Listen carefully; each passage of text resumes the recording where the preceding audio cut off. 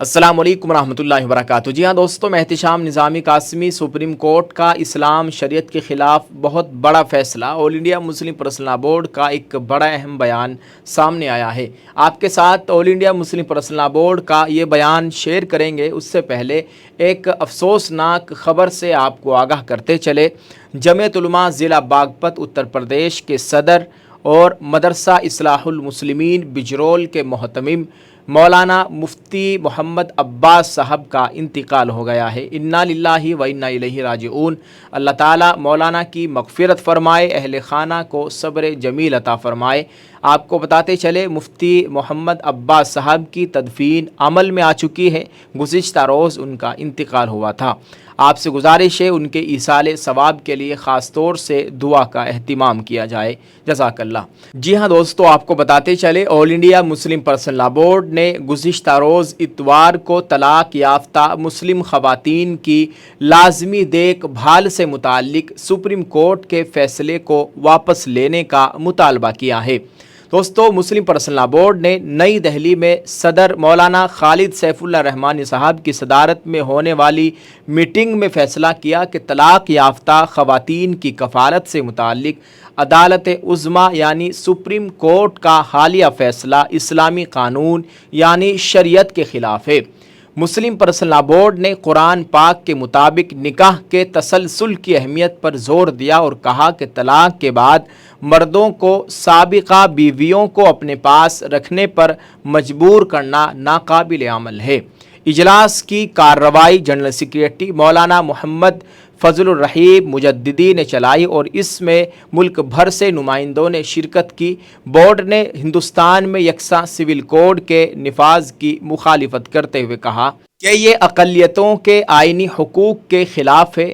مسلم Personal Law Board نے اتراکھنڈ میں یکساں سول کوڈ یعنی UCC کو چیلنج کرنے کا فیصلہ لیا اور اپنی قانونی کمیٹی کو درخواست دائر کرنے کی ہدایت دی۔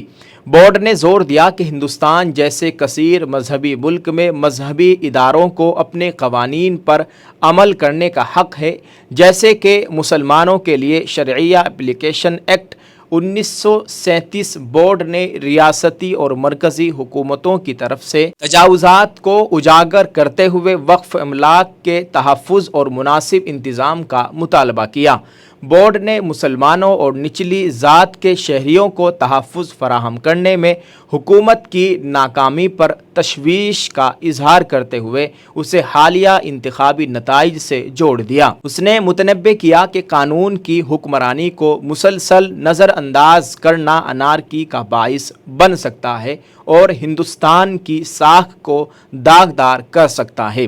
مسلم پرسنل لاء بورڈ نے متھرا کی گیان واپی مسجد اور شاہی عیدگاہ سے متعلق نئے تنازعات پر غور کرنے کے لیے نچلی عدالتوں کی تنقید کی۔ مسلم پرسنل لاء بورڈ نے سپریم کورٹ پر زور دیا کہ وہ عبادت کے مقامات ایکٹ 1991 کو برقرار رکھے اور وراثتی مساجد کی حفاظت کرے، ساتھ ہی انہیں گرانے یا تبدیل کرنے کی کسی بھی کوشش کے خلاف بھی خبردار کیا۔ واضح ہو کہ گزشتہ روز 14 جولائی 2024 بروز اتوار دہلی میں All India Muslim Personal Law Board کا اجلاس منعقد ہوا اور مسلم پرسنل لاء بورڈ کے اس اجلاس پر ملک بھر کے مسلمانوں کی نظریں جمی ہوئی تھی۔ مولانا خالد سیف اللہ رحمانی صاحب صدر All India Muslim Personal Law Board نے صدارت کی اور مسلم پرسنل لاء بورڈ کے جنرل سیکریٹری مولانا فضل الرحیم مجددی نے کارروائی چلائی۔ بورڈ کے نائب صدور مولانا سید ارشد مدنی، سید سعادت اللہ حسینی، پروفیسر ڈاکٹر سید علی محمد نقوی اور بورڈ کے سیکریٹری مولانا احمد ولی فیصل رحمانی بہار اور مولانا محمد یاسین علی عثمانی بدایوں، بورڈ کے خازن پروفیسر محمد ریاض عمر کے علاوہ صدر جمعیت علماء ہند مولانا محمود مدنی، امیر مرکزی جمعیت اہل حدیث مولانا اصغر علی امام مہدی سلفی، یوسف حاتم مچھالہ اور ڈاکٹر سید قاسم رسول الیاس، ترجمان بورڈ دہلی مولانا عتیق احمد بستوی، ممبر پارلیمنٹ اسد الدین اویسی، مولانا Khalil Ur Rahman Sajjad Nomani, advocate MR Shamshad, doctor Zaheer I Qazi Mumbai, Atiya Siddiqui, professor Munisa Bushra Abidi, Nighat Parveen Khan اور ملک بھر سے کئی اہم شخصیات نے شرکت کی۔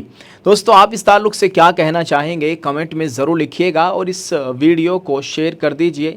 انہوں نے مطالبات کیے ہیں سپریم کورٹ کے وہ اس طرح کے فیصلے کو واپس لے جو انہوں نے اسلام کے خلاف جاری کیا ہے۔ طلاق یافتہ خواتین سے متعلق سپریم کورٹ کا فیصلہ اسلام کے برخلاف، عدالت عظمیٰ واپس لے اپنا فیصلہ، یکساں سول کوڈ کو مسلمانوں کے لیے ناقابل قبول۔